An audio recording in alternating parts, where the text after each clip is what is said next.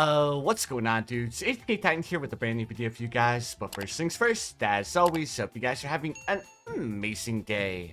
In today's video, I'll be showing you guys a crazy strong strategy using the Sniper Monkey as our main focus of the strat.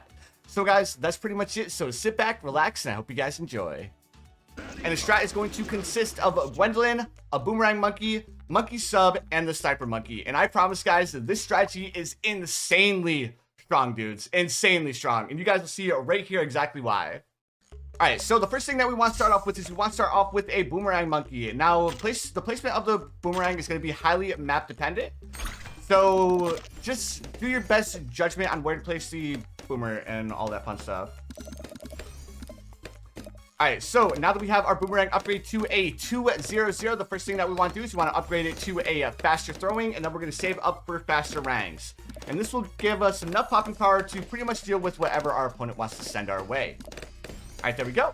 Now the next upgrade that we want to buy is we want to buy Glaive Ricochet, which we can afford to buy Glaive Ricochet at the end of round 2, I believe. Alright, so here we go. Round 3, we can afford to buy our Glaive right here. Now that we have Glaive Ricochet, the next thing that we want to do is we want to save up the money by we're going to start sending blue balloons.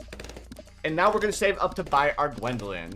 Alright, now that we have enough money to buy our Gwendolyn, the next thing that I want to do is I want to place my Gwendolyn right here above my Boomer, because our Gwendolyn's going to help our Boomer in dealing with the first couple of balloons to pop. Alright, so it looks like our opponent is actually going for the same, or not the same, but a similar strategy. The only difference is he might not have the tier 3 Glaive Ricochet unlocked, and that's why he has a bunch of Boomers placed down. Alright, so now that we have our Boomer and our Gwendolyn, the next thing that we're going to do is we're just going to send like non-stop eco up until the point where we get to round 8 or round 9, and that's when we're going to slow things down, and we're actually going to buy our plutonium reactor, and we're probably going to end up buying a more glaives as well, just in case our opponent tries to rush us with a purple rush on round 11 or round 13. Alright, so right now we are at 600 eco. Now, we don't have the best eco right now because, unfortunately, we did end up greeding really hard and going for the Glaive Ricochet, but I just much rather have that peace of mind that we're not going to have our opponent send a massive rush that's going to end up slipping through. So, by going for the Glaive Ricochet at the beginning of round 3, it just ends up working out a little bit better. Alright, so round 7, we have a decent chunk of change saved up, so let's go ahead and start sending massive rushes of yellow balloons. And this might actually overwhelm our opponent a little bit. Oh no, he does have Glaive Ricochet on his second Boomer there, so he should be able to defend this. Alright, perfect. So let's go ahead and slow this down to blue balloons now that we're on round 9. We want to keep that eco coming because we have quite a few pricey towers that we would actually like to afford. Alright, so there's 1,800, so let's go ahead and place down our Monkey Sub. We'll go ahead and upgrade this Monkey Sub up to Submerged Support.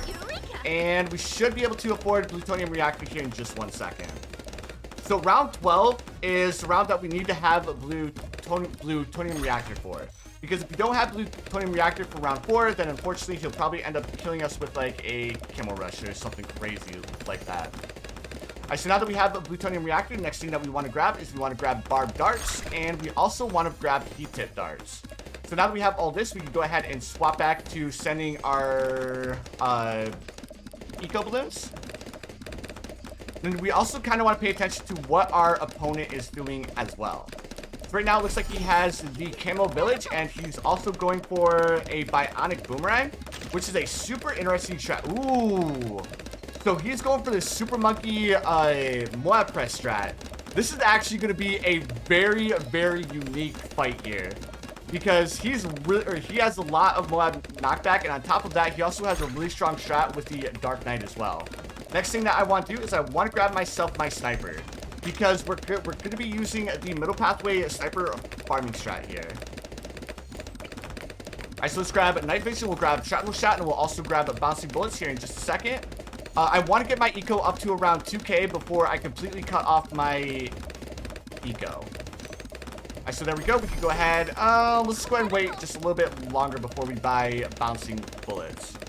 Round 16, this is when we need to be a little bit wary of Moab balloons. So I'm actually going to cut my eco short here. We'll get to 1,700 and then we'll stop ecoing. Alright, so let's go ahead, bouncing bullets, then we should be able to afford supply drop. I also want to remove this obstacle. There we go. Now that we have a supply drop, we are setting extremely well. Now, because we're on round 17 and our opponent can send us a Moab at any point, what I want to do is I want to grab my main Moab. But so far, he's sending a lot of eco, so I'm not too worried about him sending a Moab balloon right now. So we can go ahead and place down one more supply drop first. There we go. There's our supply drop. Now, next thing I want to do is I want to place down another supply drop, and because he's continuing to send eco, my guesstimation is that his eco is probably sitting around like 2.2k. He's sending non-stop perps now, so I'm pretty confident that non-stop pinks. Ooh, he swapped back to yellow, so maybe he's right about to hit 2k. There we go, another supply drop. Now that we have 3 supply drops down, I think he kind of has an idea of what I'm going for, so let's just go ahead and grab ourselves our cripple Moab. Because if he sends a reinforced ZOMG or a reinforced VFB, we might be in a little bit of trouble here. Alright, and let's grab our main Moab. Let's go ahead and take a look at his strats so far. He doesn't have a Dark Knight right now, which has me feeling pretty good so far. Alright, so there's a Moab balloon.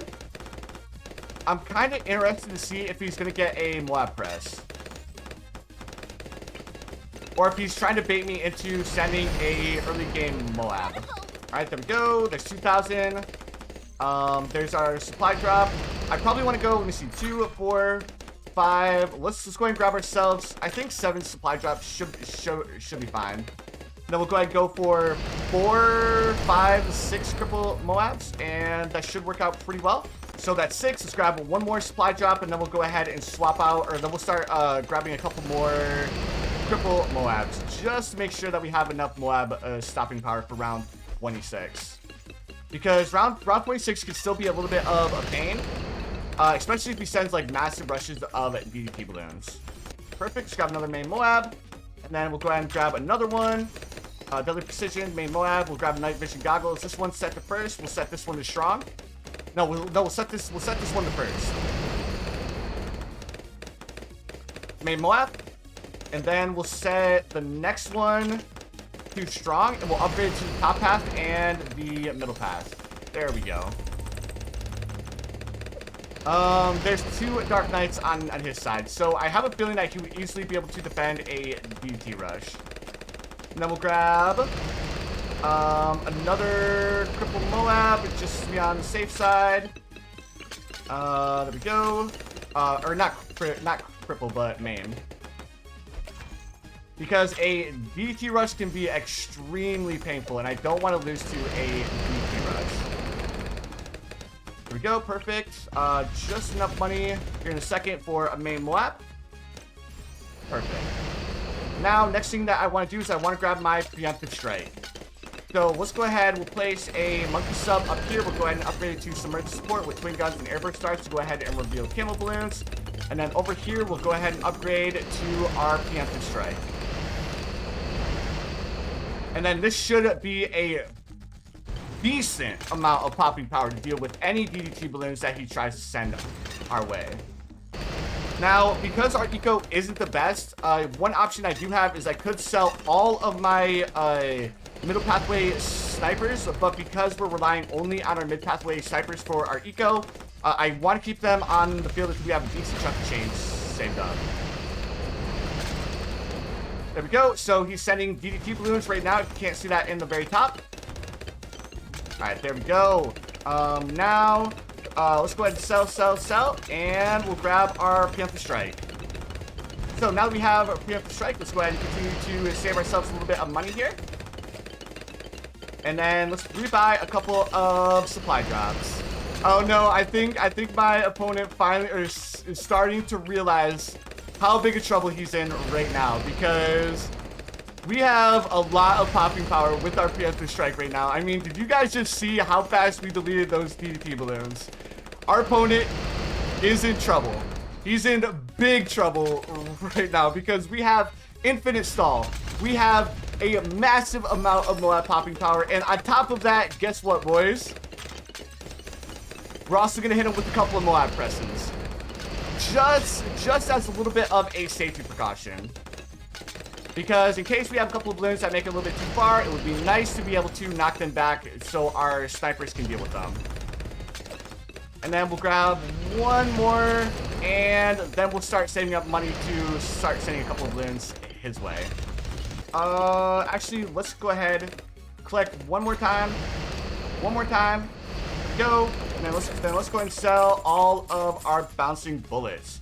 So $62,000 reduce. And our opponent is going to have a hard time dealing with this reinforced bad balloon.